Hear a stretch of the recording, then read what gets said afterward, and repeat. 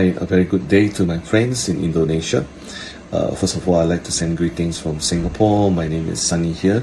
Okay, I'd like to share with you from the verse here in 2 Corinthians chapter 12, verse 9.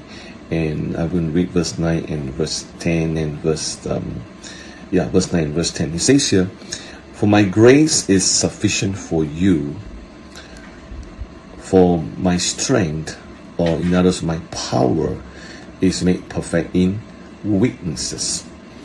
"Therefore, most gladly, I rather boast in my infirmities, that the power of Christ may rest upon me." Let me say this again.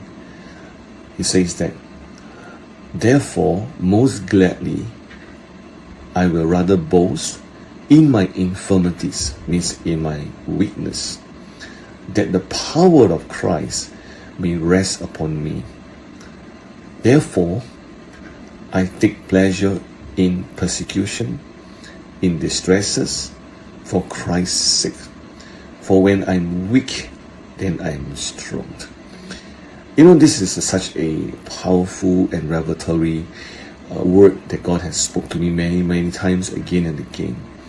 In weakness, there is strength. If you want to know your real strength, it's when God must bring you to the place of your weakness. If you want to know your real self, God must bring you to the place of your weakness. It's only that at the place of weakness, you see God's power rest upon you. You know, I begin to learn this again and again, is this, that we must understand that without God, we have nothing. Without God, we are nothing. So without God, I am nothing. Yes, there's nothing wrong with being educated, skillful in ways that you have learned through life.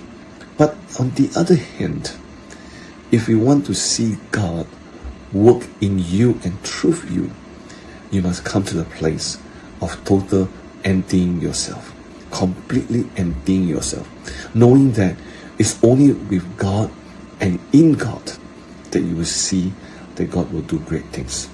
You know, Jesus says that unless you abide in me and I in you. So not only that you abide in God, but God must be in you, right? And that you shall bear much fruits. So what is God trying to say? And I believe it's this: only in weakness you begin to desire for more of God in your life. Only in a place of desperation you cry out to God. Only in a place of wanting you begin to cry out and say, "God, I need you in my life."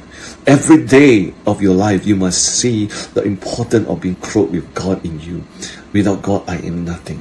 Crying out to Him in your prayer life. As you begin, whatever you do in your life, you must know it is God. It's not about you. Nothing to do with you. You were bought with a price. It's no longer you who live, but Christ who lives. But you must allow Christ to live in you. How? In the area of your weakness. When I'm weak, I'm strong. I rely on Him. I turn to Him. I depend on Him. I trust Him. I rest on Him. I yield to Him. I press in for more of Him. And the more I have of Him, the less I have myself. This is God's grace. The grace of God is sufficient for you. And the power of God is made perfect in your weaknesses. Be blessed, my friend.